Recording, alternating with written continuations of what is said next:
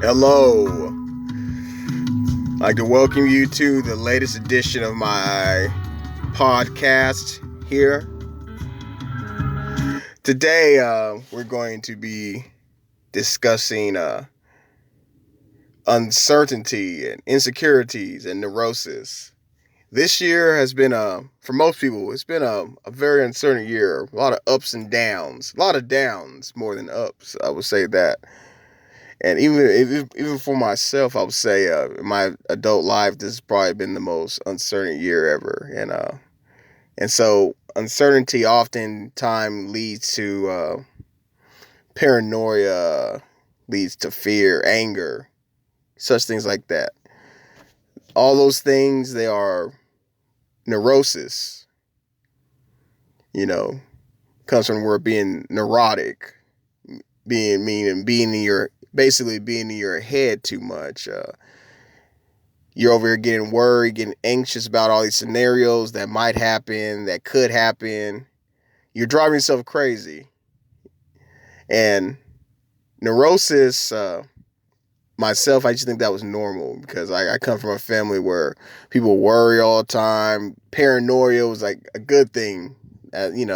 Always watch out, always be on guard, you know. But that's not a good way to live.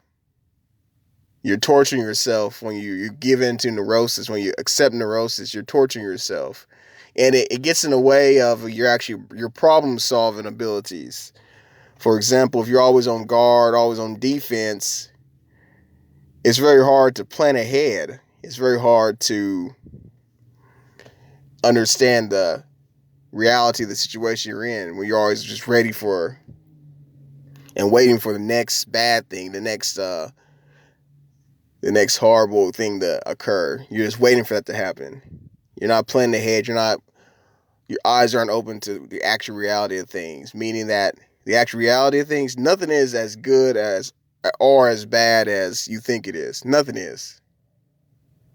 Most situations are neutral, really. Most people, they're not out to get you. Life isn't out to get you, the universe, God, the devil. No one's out to get you, really. People are going about their own business, and some of those other things are just made up. Make them up in your head to torture yourself. Why? Because you're used to suffering. And so you continue to suffer because you're used to suffering. Which brings you back to this year. It seems like this one thing after another, it keeps happening. And so myself, I feel myself becoming on guard once again. And you feel the anger and paranoia creeping up. And the other day I had to stop myself and say, wait. This is just neurosis. It's neurosis coming back. That's all this is. In reality, good things happen, bad things are going to happen. The difference is you're the difference.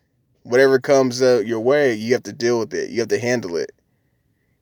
And you just think about one thing at a time. Work the problem. You work the problem as they occur.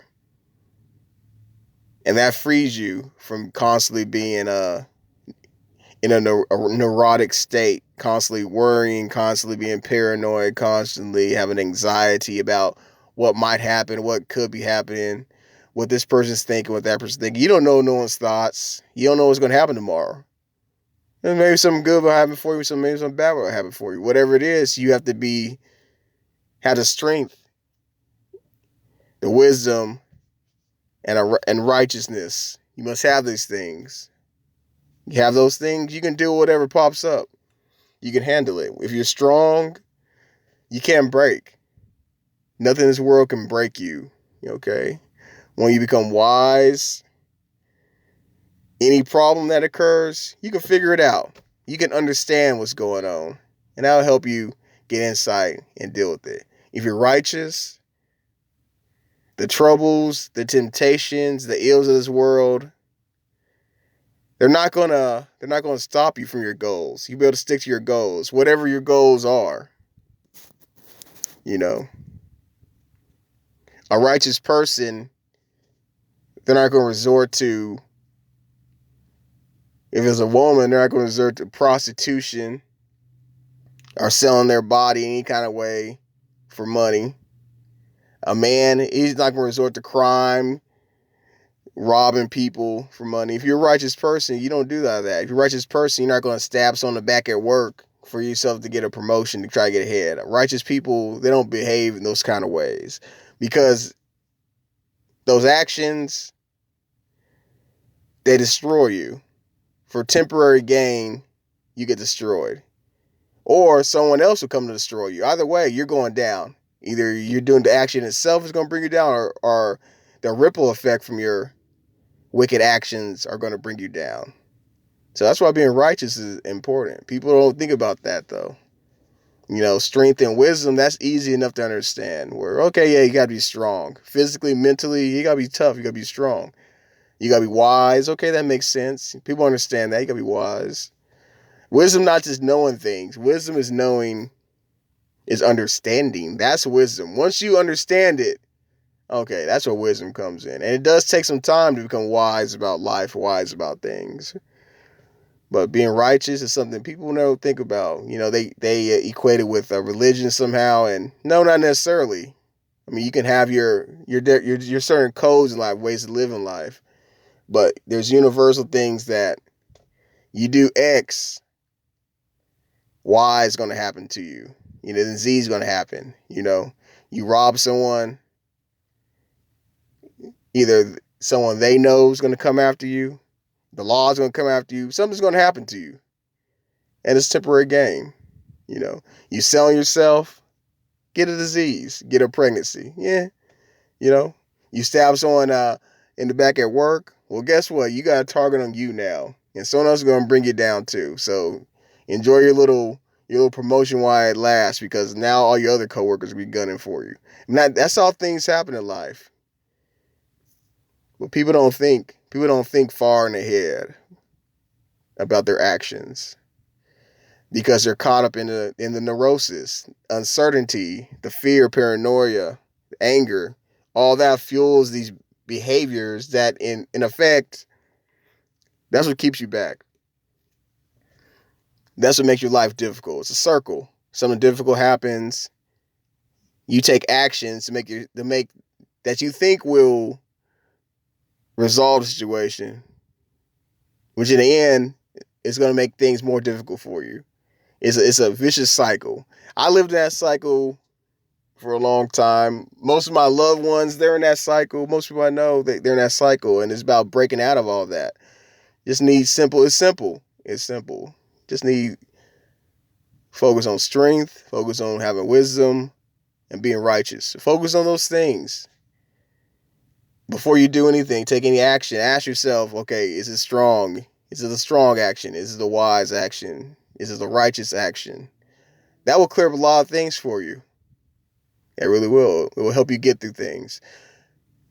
You have a feeling, you have a thought. Think about this. Like, is this based in reality? In the situation happening in the world right now in front of me, is this based on anything? Or is this just all in my head? If it's all in your head, it's neurosis. Do you have actual physical facts that this is what is occurring? Now, I'm not saying don't ignore things. Like, you get a feeling that your boyfriend, your girlfriend's cheating on you. They'll just like, oh, no, I'm being neurotic. No. If you got a feeling they're doing that, look for some facts. Okay, if you got some facts, you got some proof. Okay, they probably are. But if you don't have none of that, but you're still just feeling it, you're probably just being neurotic. Let it go until you see some proof. Because you're going to torture yourself thinking, oh, she cheated on me. Is he cheating on me? Is that going on? Well, if you don't have proof of it, then you're torturing yourself. That person's doing whatever they're doing. And if they are doing something, you keep your eyes open. You'll see it eventually. So don't worry about it until then. You find the proof. You see the proof of what they're doing. Then you deal with it. And you just work the problem then. You deal with the problem then. You don't fixate on what's happened. You can't get past things in life like that. You lose in life like that. I have an ex-girlfriend. She was messaging me about her ex-boyfriend. It's been almost a year, right? Since they broke up. Like, why is she still obsessing over the fact that he tried to get with one of her friends?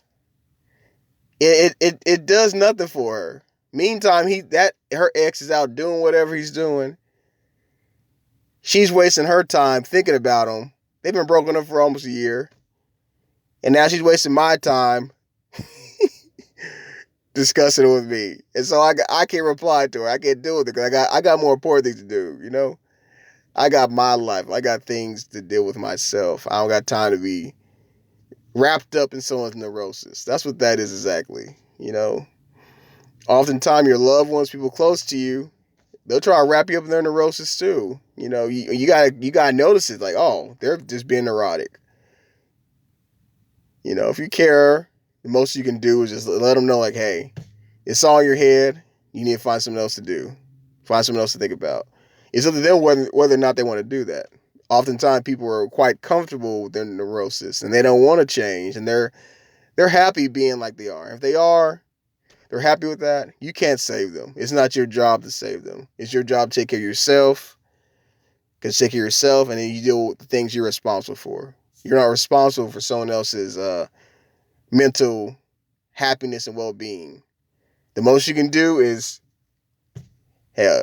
try to get someone on the right path. If they refuse to listen, that's on them. But you did your part by trying to get them on the right path. That's all you can really do. That's all you should try to do. Okay, well, but that's about it for this installment of the Black Hole. Check out the other episodes. Share it, like it, do what you gotta do. All right.